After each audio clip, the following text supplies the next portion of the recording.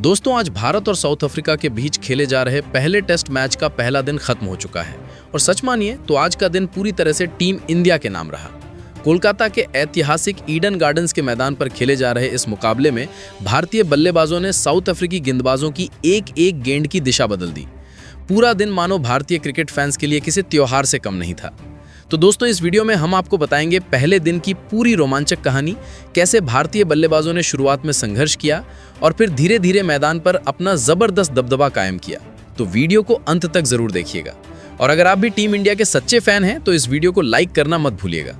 आज का like target है 1000 लाइक्स का। लंबे इंतजार के बाद आखिरकार आज से भारत और साउथ अफ्रीका के बीच 2 मैचों की टेस्ट सीरीज की शुरुआत हो चुकी है और पहला मुकाबला खेला जा रहा है उस पिच पर जिसने भारतीय क्रिकेट को कई यादगार पल दिए हैं, ईडन गार्डन्स। यहाँ की हर कहानी में इतिहास की एक नई झलक छिपी होती है। आज के मैच में भारतीय टीम की कमान शुभमन गिल के हाथों में थी, जिन्होंने टॉस जीतकर पहले बल्लेबाजी करने का फैसला किया। यानी शुरुआत से ही टीम इंडिया के बल्लेबाजों के पास मौका था बड़ा स्कोर खड़ा करने का, ताकि साउथ अफ्रीका पर शुरुआती दबाव बनाया जा सके। भारत की ओर से ओपनिंग करने उतरे यशस्वी जायसवाल और केएल राहुल, दोनों के कंधों पर जिम्मेदारी थी टीम को मजबूत शुरुआत देने की। वहीं साउथ अफ्रीका के कप्तान टेम्बा बाउमा ने नई गेंद सौंपी अपने भरोसेमंद तेज गेंदबाज कगिसो रबाडा और लंबे कद वाले बाएं हाथ के पेसर मार्को यानसन को। शुरुआत से ही अफ्रीकी गेंदबाजों ने शानदार लाइन और लेंथ से भारतीय बल्लेबाजों को परेशान किया। रबाडा की गेंदें हवा में लहराती हुई आती तो यानसन अपनी ऊंचाई का फायदा उठाकर घातक बाउंसर फेंक रहे थे। पहले 10 ओवर तक भारतीय बल्लेबाज पूरी तरह डिफेंसिव नजर आए। हर गेंद को ध्यान से खेलना, बाहर जाती गेंदों को छोड़ना और छोटे छोटे रन चुराने के मौके तलाशना ही उनका प्लान था। स्कोर बोर्ड पर 10 ओवर के बाद सिर्फ 27 रन थे, लेकिन भारत के लिए राहत की बात यह रही कि अभी तक कोई विकेट नहीं गिरा था। तभी ऐसा लगा कि यशस्वी जायसवाल अब पिच को भांप चुके हैं।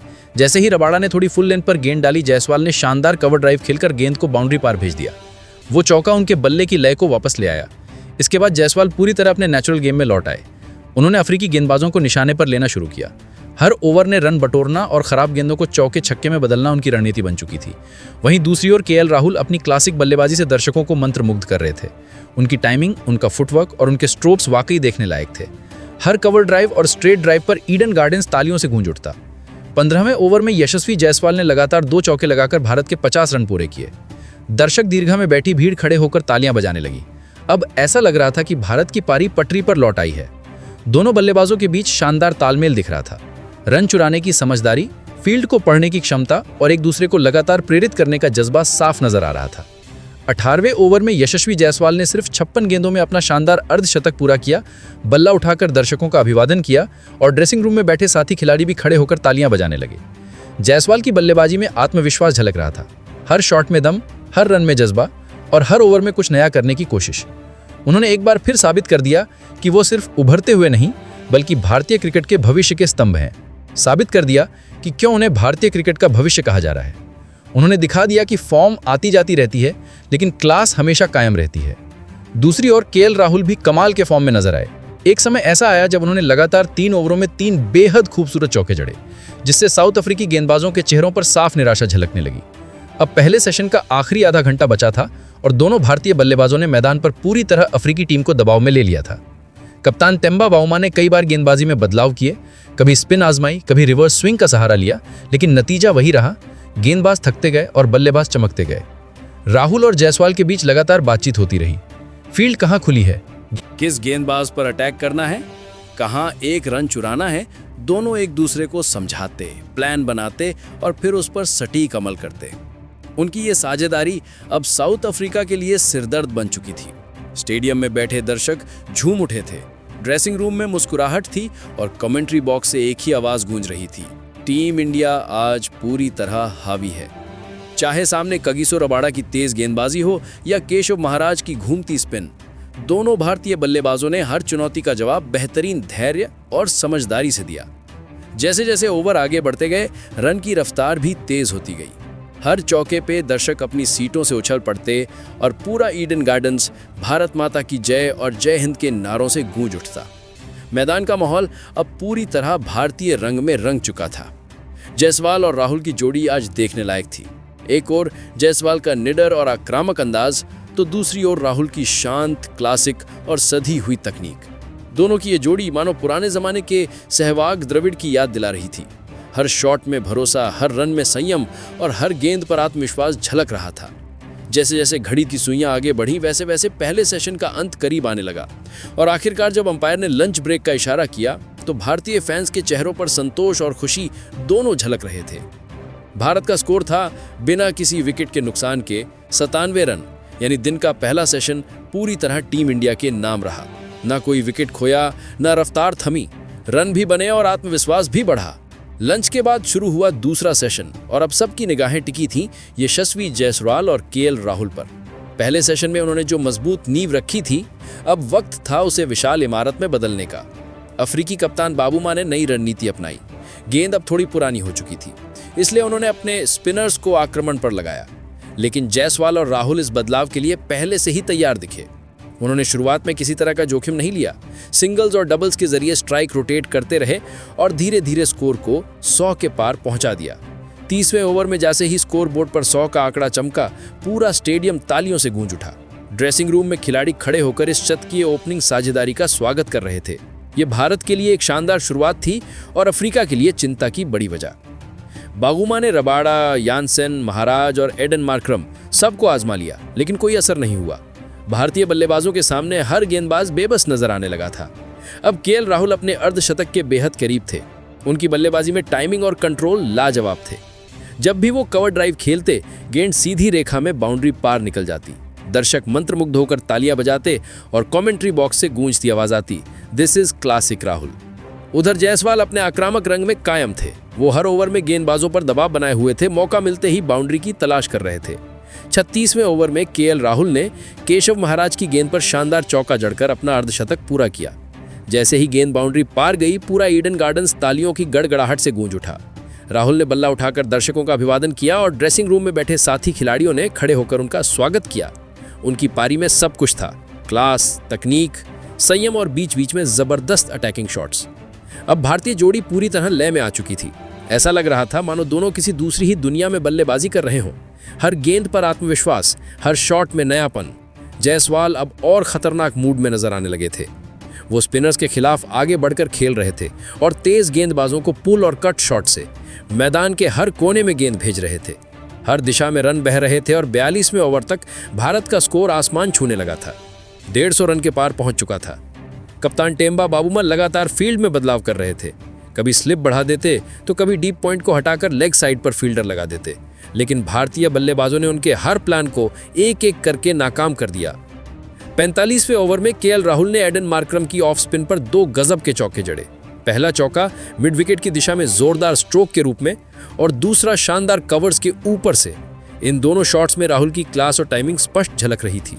अब रन की रफ्तार तेज हो चुकी थी और साउथ अफ्रीका की टीम पूरी तरह दबाव में आ चुकी थी। 47वें ओवर में जब यशस्वी जायसवाल स्ट्राइक पर आए तो उन्होंने मार्करम की ही गेंद पर पहले एक शानदार छक्का जड़ा और अगली गेंद पर चौका ठोंक दिया। पूरा ईडन गार्डन्स खड़ा होकर झूम उठा। भारत का स्कोर अब 200 के पार पहुंच चुका था। जायसवाल की हर शॉट अब किसी कलाकार की तूलिका की तरह लग रही थी। हर ड्राइव, हर पुल, हर फ्लिक मानो एक खूबसूरत चित्र बना रहा था। वो पूरी तन्मयता के साथ खेल रहे थे और साफ दिखाई दे रहा था कि अब उनका इरादा इस पारी को बहुत बड़ा बनाने का है। फिर आया 52वां ओवर, वो ओवर जिसने पूरे मैच का माहौल बदल दिया। ओवर की पहली 2 गेंदों पर ही यशस्वी जायसवाल ने लगातार 2 चौके जड़ दिए। पहला चौका शानदार कवर ड्राइव के रूप में और दूसरा सीधा स्ट्रेट ड्राइव के रूप में, और इसके साथ ही उन्होंने पूरा किया पहला शानदार शतक। बल्ला आसमान की ओर उठाया, आंखें बंद कर भगवान को धन्यवाद दिया और पूरा ईडन गार्डन्स तालियों की गड़गड़ाहट में डूब गया। दर्शक खड़े होकर झूम उठे, यशस्वी यशस्वी के नारे गूंजने लगे। भारतीय ड्रेसिंग रूम में हर चेहरे पर गर्व और मुस्कुराहट थी। ये पल सिर्फ यशस्वी के लिए नहीं, बल्कि पूरे भारतीय क्रिकेट के लिए गर्व का क्षण था। सिर्फ 117 गेंदों में खेली गई वो शतकीय पारी पूरे मैदान का माहौल बदल चुकी थी। हर ओर बस तालियां ही तालियां थीं। केएल राहुल खुद उनके पास पहुंचे, उनके कंधे पर हाथ रखा और मुस्कुराते हुए बोले, शानदार यशस्वी, क्या पारी खेली है। यशस्वी की इस बेहतरीन शतकीय पारी ने भारत को इस टेस्ट मैच में न सिर्फ मजबूत स्थिति में पहुंचा दिया, बल्कि साउथ अफ्रीकी गेंदबाजों का मनोबल भी पूरी तरह तोड़ दिया था। भारत का स्कोर अब 200 के करीब पहुंच चुका था और स्टेडियम में जोश की लहर दौड़ रही थी। लेकिन कहते हैं ना, क्रिकेट का असली नाम ही अनिश्चितता है। खेल कभी भी करवट बदल सकता है। 54वें ओवर में वही पल आया जिसने पूरे ईडन गार्डन्स को कुछ क्षणों के लिए शांत कर दिया। गेंदबाजी कर रहे थे केशव महाराज। यशस्वी जायसवाल, जो अब पूरी तरह लय में थे, एक बड़ा शॉट खेलने की कोशिश करते हैं। उन्होंने गेंद को लॉन्ग ऑन के ऊपर से उठाने का प्रयास किया, लेकिन इस बार टाइमिंग गड़बड़ा गई। गेंद बल्ले के बीचों बीच नहीं लगी और ऊंची हवा में उठ गई। लॉन्ग ऑन पर खड़े फील्डर ने कोई गलती नहीं की और गेंद सीधी उसके हाथों में जा समाई। पूरा स्टेडियम कुछ पलों के लिए स्तब्ध हो गया। यशस्वी ने सिर झुकाया, बल्ला उठाया और पवेलियन की ओर चल दिए, लेकिन दर्शक खड़े होकर उनका अभिनंदन कर रहे थे। जिस तरह की पारी उन्होंने खेली थी वह किसी मास्टर क्लास से कम नहीं थी। 108 रन, 11 चौके और 4 शानदार छक्के। यह पारी लंबे समय तक भारतीय फैंस के दिलों में दर्ज रहने वाली थी। अब मैदान पर आए भारत के युवा बल्लेबाज साई सुदर्शन। यह उनके करियर का एक बड़ा मौका था और उन्होंने शुरुआत से ही अपने फुटवर्क और डिफेंस के जरिए बता दिया कि वह इस चुनौती के लिए पूरी तरह तैयार हैं। दूसरी ओर केएल राहुल अब पूरी तरह सेट थे। उन्होंने सुदर्शन से बातचीत जारी रखी। धैर्य रखो, आखिरी कुछ ओवर संभल कर खेलो। दोनों ने समझदारी से बल्लेबाजी की, बिना किसी अनावश्यक जोखिम के सिंगल्स और डबल्स के जरिए स्ट्राइक रोटेट करते रहे और स्कोर को स्थिरता से आगे बढ़ाया। अब अफ्रीकी गेंदबाजों की थकान साफ नजर आने लगी थी। रबाडा की गेंदों में वह पुरानी धार नहीं रही। यानसेन की गिरफ्तार भी थोड़ी सुस्त पड़ चुकी थी। उनकी एकमात्र कोशिश थी कि दूसरे सेशन के अंत से पहले कोई विकेट मिल जाए ताकि वापसी की उम्मीद बन सके, लेकिन राहुल और सुदर्शन ने उन्हें कोई मौका नहीं दिया। दोनों ने हर गेंद पर सधा हुआ जवाब दिया और पारी को मजबूती से संभाला। आखिरकार जब अंपायर ने दूसरे सेशन के समाप्ति का संकेत दिया, स्कोरबोर्ड पर भारत का स्कोर था 197 रन पर 1 विकेट, यानी दूसरा सेशन भी पूरी तरह टीम इंडिया के नाम रहा। जायसवाल के शानदार शतक और राहुल की क्लासिक संयमित बल्लेबाजी ने भारत को एक बेहद मजबूत स्थिति में ला खड़ा किया था। इसके बाद शुरू हुआ दिन का तीसरा और अंतिम सत्र। अब मैदान पर मौजूद थे अनुभवी केएल राहुल और युवा साई सुदर्शन। पहले ही ओवर से साफ दिखने लगा कि राहुल का इरादा अब बड़ा खेलने का है। मार्को यानसेन की पहली ही गेंद का उन्होंने जित आत्मविश्वास और दृढ़ता से सामना किया, उसी पल दर्शकों को अंदाजा हो गया कि राहुल अब गियर बदल चुके हैं। जल्द ही भारत का स्कोर और भी तेजी से आगे बढ़ने लगा और माहौल में सिर्फ एक ही बात गूंज रही थी, आज का दिन टीम इंडिया के नाम। स्कोर अब 250 के पार निकल चुका था और ईडन गार्डन्स का हर कोना भारत भारत के नारों से गूंज रहा था। राहुल और शुभमन गिल की यह जोड़ी अब अफ्रीकी गेंदबाजों के लिए एक अनसुलझी पहेली बन चुकी थी। राहुल अपने अनुभव और धैर्य से खेल को नियंत्रित कर रहे थे, जबकि गिल अपनी आक्रामकता और युवा ऊर्जा से रन गति को लगातार बढ़ा रहे थे। दोनों के बीच की तालमेल इतनी शानदार थी कि ऐसा लग रहा था मानो वे एक दूसरे के दिमाग को पढ़ रहे हों। जब राहुल स्ट्राइक पर होते तो हर गेंद पर भरोसे से स्ट्रोक खेलते और जब गिल आते तो हर ढीली गेंद को बाउंड्री तक पहुंचा देते। मैदान पर हर दिशा में चौकों की बौछार हो रही थी। केएल राहुल अब पूरी तरह फ्लो में थे। उन्होंने केशव महाराज की स्पिन को आगे बढ़कर लॉन्ग ऑन के ऊपर से छक्का जड़ा। गेंद सीधी दर्शकों के बीच जा गिरी और पूरा स्टेडियम तालियों की आवाज से भर गया। ये राहुल की क्लास और आत्मविश्वास का नमूना था। गिल ने भी पीछे हटने से इनकार कर दिया।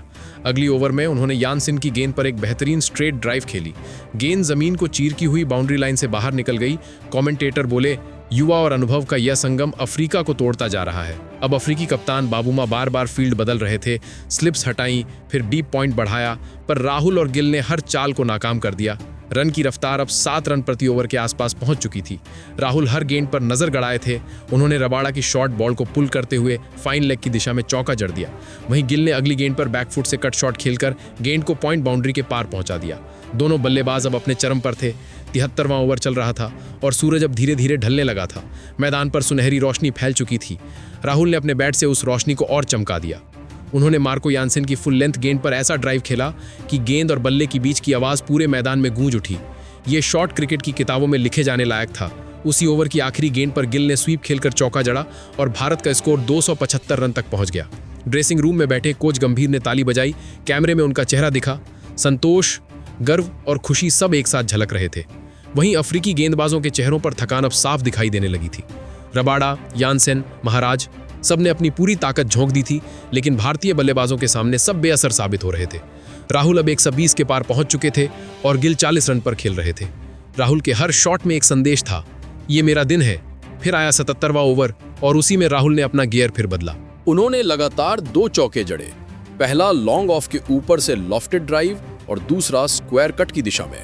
पूरा मैदान खड़ा होकर तालियां बजा रहा था। दर्शक राहुल राहुल के नारे लगा रहे थे। राहुल ने बैट उठाकर मुस्कुराते हुए सबका अभिवादन किया। दूसरी ओर गिल ने भी अपने अंदाज में योगदान जारी रखा। उन्होंने महाराज की गेंद पर आगे बढ़कर एक शानदार लॉफ्टेड चौका लगाया। गेंद हवा में लहराती हुई बाउंड्री लाइन पार कर गई। अब स्कोर 290 के करीब था। अफ्रीकी कप्तान बाबूमा ने एक आखिरी कोशिश के तहत नई गेंद ली। रबाडा को अटैक पर लाया गया। राहुल सामने थे। पहली गेंद पर रबाडा ने ऑफ स्टंप के बाहर डालने की कोशिश की, लेकिन राहुल ने समय पर ड्राइव खेला और गेंद गली के पार बाउंड्री लाइन तक चली गई। ये शॉट जैसे किसी कलाकार की कूंची से निकला हो। लेकिन अगली गेंद पर किस्मत ने करवट ली। रबाडा की तेज इन स्विंग राहुल के बैट और पैड के बीच से निकलती हुई स्टंप से टकरा गई। पूरा स्टेडियम कुछ पल के लिए शांत हो गया। राहुल ने सिर झुकाया, फिर बल्ला उठाकर दर्शकों का अभिवादन किया। उनकी 138 रन की शानदार पारी, जिसमें 15 चौके और 2 छक्के शामिल थे, टेस्ट क्रिकेट की क्लास का सर्वोत्तम उदाहरण बन चुकी थी। जैसे ही राहुल पवेलियन लौटे, ड्रेसिंग रूम में खड़े होकर हर खिलाड़ी ने तालियां बजाईं। कोच गंभीर ने सिर हिलाते हुए कहा, क्लासिक इनिंग। अब मैदान पर थे गिल और नए बल्लेबाज श्रेयस अय्यर। गिल ने राहुल के आउट होने के बाद पारी की जिम्मेदारी खुद पर ले ली। उन्होंने अगले ओवर में यानसेन की गेंद पर एक शानदार बैकफुट पंच खेला और गेंद चौके के लिए निकल गई। वहीं अय्यर ने भी शुरू से आत्मविश्वास दिखाया। उन्होंने महाराज की गेंद पर स्वीप खेलते हुए चौका जड़ा। भारत अब 300 रन के पार पहुंच गया था। शाम की रोशनी अब और मध्यम हो गई थी, लेकिन भारतीय बल्लेबाजों की चमक बरकरार थी। गिल 60 रन पर नाबाद थे और अय्यर 22 पर। आखिरी कुछ ओवर बचे थे। दोनों ने समझदारी से खेलते हुए भारत को दिन के अंत तक बिना किसी और नुकसान के पहुंचा दिया। जब अंपायर ने दिन का खेल समाप्ति का संकेत दिया, स्कोर बोर्ड पर भारत का स्कोर था 315 रन पर 3 विकेट। जैसे ही खिलाड़ी पवेलियन लौटे, पूरा ईडन गार्डन्स खड़ा होकर तालियां बजा रहा था। यह दिन पूरी तरह भारत के नाम था। यशस्वी का शतक, राहुल की मास्टर क्लास और गिल की निडर बल्लेबाजी ने टीम इंडिया को एक ऐसी स्थिति में पहुंचा दिया था जहां से जीत अब बस औपचारिकता लग रही थी। भारत का ड्रेसिंग रूम मुस्कानों से भरा हुआ था और रात के आसमान में गूंज रहे थे 3 शब्द, जय हिंद, टीम इंडिया।